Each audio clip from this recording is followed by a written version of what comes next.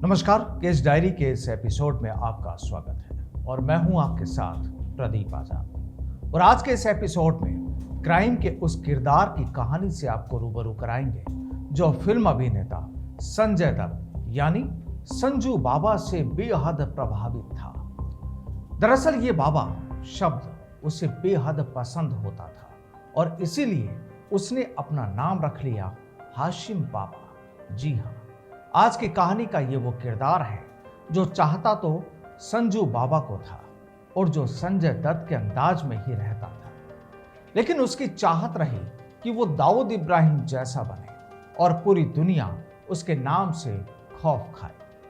अब गुनाह की दुनिया में खुद को कायम करने के लिए इसने अपराध की फहरिस्त तो खूब लिखी, लेकिन पुलिस ने भी इसके खिलाफ मोर्चा खूब खोला। तो चलिए सबसे पहले आपको बताते हैं हाशिम बाबा के बारे में, फिर खोलेंगे इसके गुनाह के पिटारों को। दरअसल हाशिम बाबा दिल्ली एनसीआर का नामी गैंगस्टर है। लूट, हत्या और रंगदारी जैसे कई केस इस पर दर्ज हैं। कहा जाता है कि हाशिम बाबा जब 8वीं क्लास में था तब उसने अपनी पढ़ाई छोड़ने का फैसला कर लिया और उत्तर पूर्वी दिल्ली में एक कारखाने में चप्पल बनाने का काम शुरू किया। लेकिन फिर वो जल्द ही नशीले पदार्थों का गैर कानूनी कारोबार करने वाले और अवैध सट्टाबाजी रैकेट चलाने वाले स्थानीय अपराधियों की संगत में आ गया और उनका शार्प शूटर बन गया। कहते हैं कि हाशिम बाबा कभी भी गोली चलाने से नहीं हिचकिचाता था। उसके लंबे बालों के कारण गिरोह के सदस्य उसे बाबा कहते तो उसे अच्छा लगता था। हाशिम बाबा का असल नाम आसिम है। वह एक्टर संजय दत्त को अपना हीरो मानता था। हाशिम ने अपने नाम के पीछे बाबा शब्द भी संजय दत्त की वजह से ही जोड़ा था। दरअसल 90 के दशक में लोग संजय दत्त को संजू बाबा भी कहकर बुलाते थे। संजय दत्त के लंबे लंबे बाल हुआ करते थे और इसी वजह से हाशिम भी बड़े बड़े बाल रखता था। हाशिम ने साल 2007 में क्राइम की दुनिया में कदम रखा। दिल्ली के यमुना पार इलाके में उसने पहले जुए का धंधा शुरू किया और फिर धीरे धीरे उसका सट्टा कारोबार चल पड़ा। हालांकि हाशिम बाबा दाऊद इब्राहिम की तरह मशहूर होना चाहता था। उसने अपने दिल में कहीं न कहीं ये हसरतें काफी वक्त से पाल रखी थी। उसे पता था कि इस सट्टे के व्यापार में उसका कुछ खास नाम नहीं होने वाला है। वह केवल यमुना पार इलाके में ही सिमट कर रह जाएगा। वो सोचता था कि अगर उसे देश दुनिया तक अपना नाम कमाना है तो अबू सलेम और दाऊद इब्राहिम की तरह कुछ बड़ा करना होगा। इसके लिए उसने कई मर्डर किए, फिरौतियां ली और लोगों को धमकाया। कहा जाता है कि दिल्ली में गैंगस्टर हाशिम बाबा की आपराधिक गतिविधियों के कारण उसके परिवार के लोग 2010 के बाद यूपी के अलीगढ़ में जाकर बस गए, लेकिन हाशिम बाबा की काली करतूतें कम नहीं। दरअसल हाशिम के गैंगस्टर बनने की कहानी भी बड़ी फिल्मी है। पड़ताल में सामने आता है कि हाशिम बाबा पर पहला पुलिस केस गोकुलपुरी थाने में दर्ज हुआ था और ये केस हत्या की कोशिश का था। हाशिम ने मुस्तफाबाद के नामी गैंगस्टर कासिम पर गोलियां चलाई, लेकिन कासिम इस गोलीकांड में बच गया था।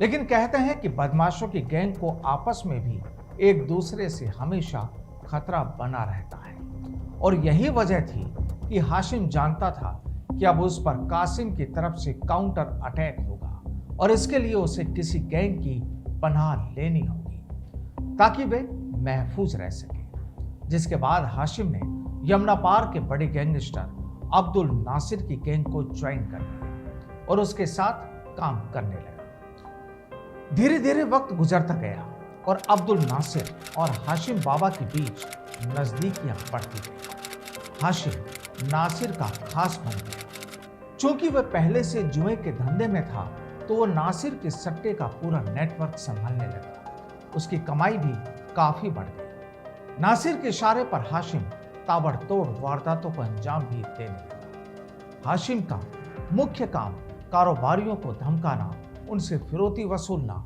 और जो बात न माने उसको मार देने का था। दरअसल यहां हाशिम की सोच कुछ जुदा थी और वो ये तमाम वारदातें नासिर के इशारे पर कम बल्कि अपनी एक अलग पहचान बनाने के लिए ज्यादा कर रहा था। और यही वजह थी कि उस पर मर्डर और रंगदारी के कई मामले दर्ज होते चले गए। जब जब हाशिम का खेल बढ़ता गया और उसकी वारदातें लगातार बढ़ रही थी, तो फिर नासिर गैंग में भी हाशिम का दबदबा बढ़ रहा था और हालात कुछ ऐसे हो गए थे कि यमुना पार इलाके में उसे भी नासिर के बराबर का गैंगस्टर माना जाने लगा। इसी बीच गैंग का सरगना अब्दुल नासिर एक केस में जेल चला गया और इस मौके का पूरा फायदा उठाया हाशिम बाबा ने। नासिर के जेल जाने के बाद हाशिम बाबा ने नासिर की जो गैंग थी उसकी कमान संभाली और खुद गैंग का सरदार बन बैठा। कुछ वक्त बाद नासिर जेल से बाहर आ गया तो फिर तस्वीर बदल गई। दरअसल नासिर के जेल से वापस आने के बाद दोनों बदमाशों में गैंग का लीडर यानी मुखिया बनने को लेकर झगड़ा शुरू हो गया। लेकिन ये झगड़ा कोई छोटा मोटा नहीं है, बल्कि हालात दोनों के बीच गैंग वार तक पहुंच गए। गैंग वार हुई तो फिर दोनों ही गैंग के कई गुर्गों ने एक दूसरे को निपटा दिया। लेकिन फिर हाशिम ने नासिर गैंग पर कब्जा छोड़ खुद की एक अलग गैंग बनाई और उसका नाम रखा हाशिम बाबा गैंग। आपको बता दें कि हाशिम बाबा का नाम 2016 में कड़कड़ डूमा अदालत में हुई गोलीबारी में भी आया था, जिसमें दिल्ली पुलिस के एक कांस्टेबल की मौत हो गई थी। और कहा जाता है कि 4 नाबालिगों ने हाशिम बाबा और नासिर के कहने पर उनके कट्टर दुश्मन छेनू पहलवान को अदालत में पेश किए जाने के दौरान उस पर हमला किया था।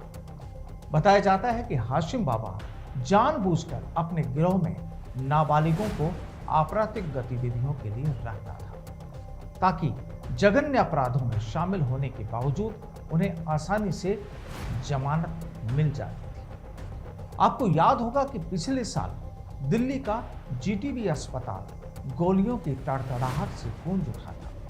अस्पताल के वार्ड नंबर 24 में भर्ती एक मरीज की गोली मारकर हत्या कर दी गई थी। पुलिस ने जब अस्पताल में हुए गोलीकांड की तफ्तीश शुरू की तो चौंकाने वाला खुलासा हुआ। अस्पताल में शूटर्स के टारगेट पर कोई और मरीज था, लेकिन वो गलती से किसी और मरीज को शूट कर गए। आखिर पुलिस ने मामले में 2 आरोपियों को गिरफ्तार किया और जब आरोपियों से पूछताछ हुई तो इस शूट आउट में हाशिम बाबा के खासम खास फहीम और बादशाह खान का हाथ होने की बात सामने आई। अब बताया जाता है कि हाशिम बाबा के शूटर वसीम को खत्म करने आए थे, लेकिन उन्होंने गलत पहचान के कारण रियाजुद्दीन की गोली मारकर हत्या कर दी थी। हाशिम बाबा को लेकर कहा जाता है कि उसे जेल में रखे जाने के बावजूद उसका हौसला टूटा नहीं और वह सलाखों के पीछे से भी अपना गिरोह चलाता रहा। हाशिम के इशारे पर हत्या की कई वारदातें हुई, जिनमें जीटीबी अस्पताल में एक मरीज की हत्या भी शामिल है। उस पर पूर्वी दिल्ली के जाफराबाद, भजनपुरा और वेलकम इलाकों में हत्या के प्रयास और डकैती समेत 16 आपराधिक मामले दर्ज हो चुके हैं। कहा तो यह भी जाता है कि हाशिम बाबा के आदेश पर ही उसके गिरोह के सदस्यों ने हत्याओं को अंजाम दिया और माना यह भी जाता है कि हाशिम बाबा ने पंजाबी गायक नेता सिद्धू मूसेवाला की हत्या के आरोपी गैंगस्टर लॉरेंस बिश्नोई के साथ तिहाड़ जेल के अंदर सांठगांठ की थी। हाशिम ने कथित तौर पर दिल्ली में बिश्नोई गिरोह के सदस्यों को हथियार हासिल करने में यानी मुहैया कराने में मदद की थी। चर्चाएं ये भी रही थी। गौरतलब है कि Delhi police top most gangster Hashim Baba को नवंबर 2020 में ही गिरफ्तार कर चुकी है। हाशिम की मुठभेड़ के बाद हाथ लगा था। हाशिम बाबा पर 6 लाख रुपए का इनाम था। मुठभेड़ के बाद पुलिस ने हाशिम के पास से एक 9mm पिस्टल, जिंदा कारतूस और बाइक बरामद। बहरहाल हाशिम बाबा गैंग और उसके गैंगस्टर्स गुर्गे आज भी पुलिस के लिए मुश्किल बन गए। हाल ही में पुलिस ने हाशिम बाबा के कई गुर्गों को सलाखों के पीछे पहुंचाया और उनसे काफी हथियार भी बरामद किए। तो केस डायरी में हाशिम बाबा की कहानी में आज फिलहाल इतना ही। फिर मुलाकात होगी किसी नई कहानी के साथ। फिलहाल के लिए नमस्कार।